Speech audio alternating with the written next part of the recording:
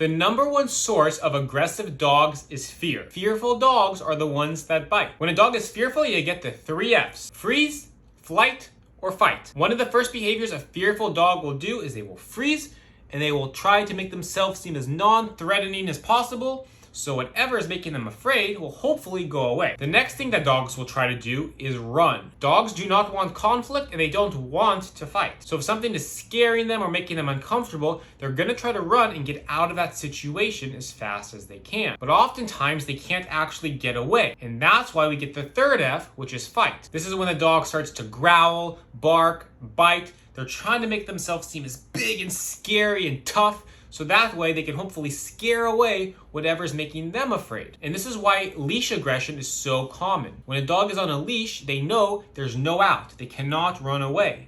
So their only option is to become aggressive and fight and bark and bite and lunge to try to keep whatever makes them afraid away. If you have a young puppy, this is why socialization is so important. Dogs that lack socialization or lack early socialization, who missed out on a critical 8 to 14 week socialization period, often are the ones that have the most fear-related issues. Now, what are the signs that a dog is fearful, stressed, or nervous? Well, there's a lot, and some of these you might not expect to be signs of a dog that is fearful. Here are some of them: licking the lips, yawning, blinking rapidly, looking at something and then looking away, holding their head low, their tail being held low or even tucked in between their 2 back legs, their eyes looking upward with furrowed brows, moving in slow motion when they're making movements, or hypervigilant. They just can't stand still, they're super alert, pacing back and forth when their ears kind of go down to the side. Panting is a big one. And here's the number one sign that your dog is so incredibly fearful, so incredibly stressed. It's that they cannot even accept food. When a dog is so afraid that they cannot accept food,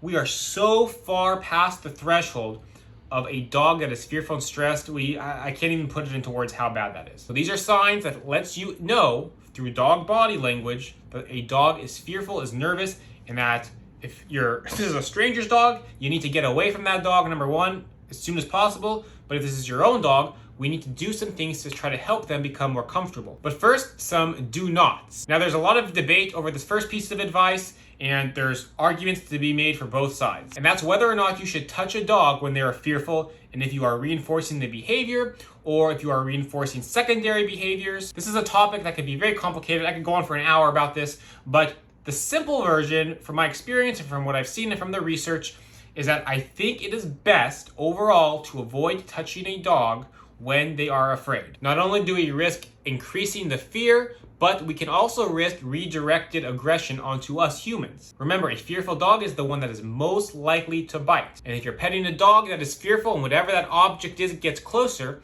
there's something that's called redirected aggression, where if the dog can't actually bite that person, they don't do it on purpose, but with a lack of their control, they just turn to bite whatever's the closest thing to them, which is often us humans who are trying to pet them. So try to make it a general rule to not touch the dog when they're afraid. Now, as far as talking to them goes, you can talk to them, but not in a high-pitched, happy baby voice. If I'm taking a dog for a walk down the street and we come across a garbage can, this garbage can for whatever reason is very scary to the dog, this is how I talk. Come on, let's go. No, it's just a garbage can. Nah, it's not that bad. Come on, you want to take a look? Let's go. I'm just nice and calm, relaxed. I talk to the dog just like I talk to many other times. What I don't do is, come on, it's a garbage can. Oh, come on, it's nothing to be afraid of. Come on, it's just a garbage can. Come on, let's go, let's go, let's go. Come on. That just gets the dog all riled up, even more fearful. So a nice, calm, monotone voice is how you talk to a fearful dog. We're not happy and excited and crazy baby voice. The next big thing is you never force a dog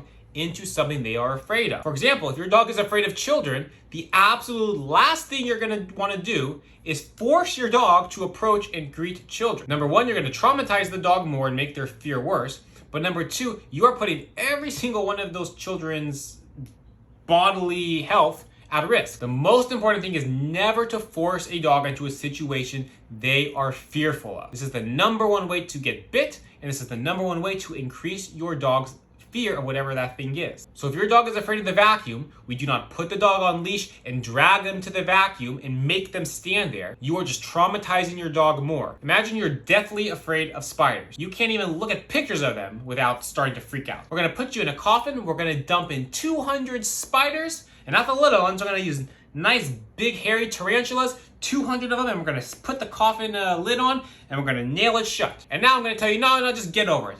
You just stay with those spiders, and then this will help you get over your fear. You would be going crazy. It is not gonna help you. You're not gonna overcome your fear of spiders. If anything, you're gonna be in therapy for the next 20 years. Dogs are the same way. You cannot force a dog through fear. And this is why it's so difficult for me to see people who call themselves trainers that have choke chains and shock collars on dogs. These dogs that are so fearful, and they're just abusing these poor fearful dogs. With fear, we have to address the underlying issue of the dog being afraid of something and change the association to, instead of the dog, I see a vacuum, scary, to a dog, I see a vacuum, oh boy, something good is gonna happen. I wanna run over to that vacuum because I like vacuums now. We do not want to try to just suppress the fearful behavior. When you suppress a fearful behavior and you suppress those warning signs, now you've got a dog that is so unpredictable and that could bite at any time without any warning. That is not what we want. So here's some treatment ideas for fear. Number one, when you're working with a fearful dog or you own a fearful dog,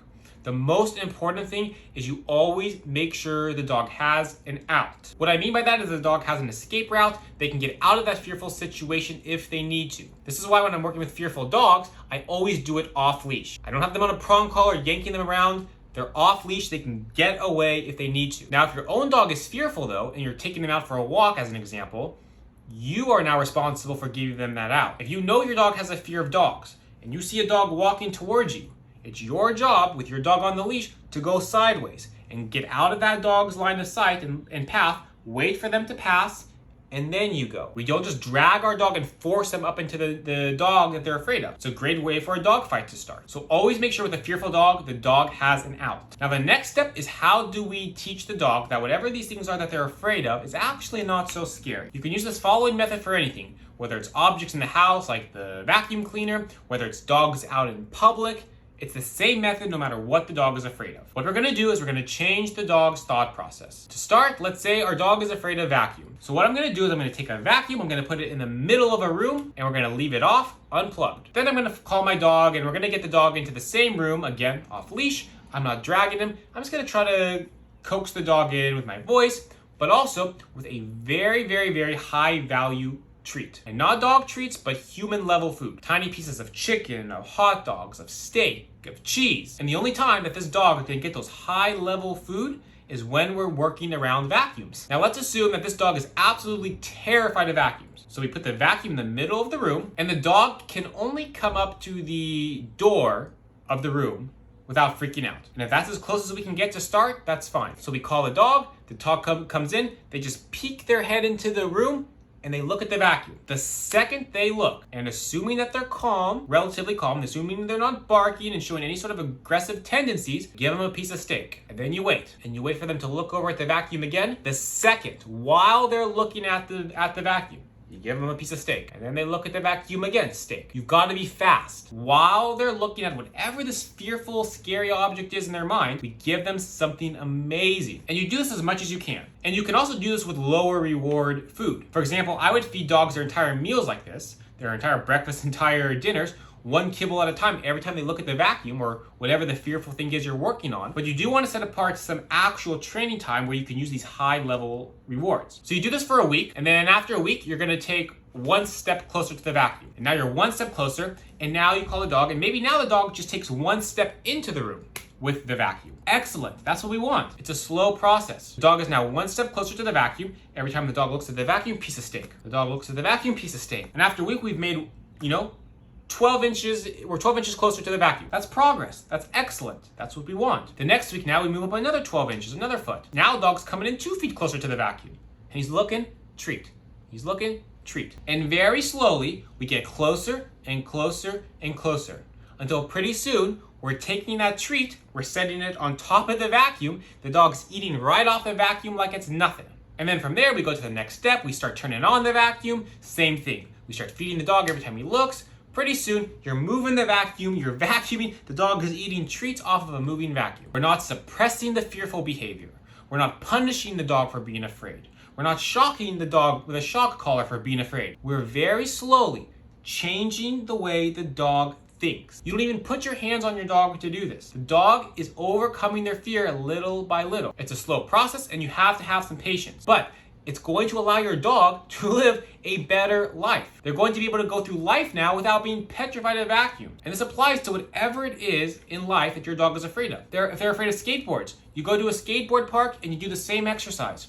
You start 50 feet away from the skateboard park. Every time they look at the skateboard and are calm, treat. Maybe they're afraid of motorcycles. You go to a place where there's lots of motorcycles outside a bar or something, I don't know, wherever people with motorcycles go. And every time a motorcycle goes by, you're 50 feet away to start, treat, treat. And then you start getting closer and closer until pretty soon people are driving by on their motorcycles, reaching out, petting the dog. The most important thing with fear is you've got to go slow, you have to have patience, and we have to remember, we're not trying to suppress or punish a dog for being afraid. We're trying to help them to see that whatever this thing is that you're afraid of, it's actually not so bad. Thanks for watching. If this video was helpful, be sure to leave a like and subscribe to the channel. And if you need any extra help, check out my website, brightdog.com.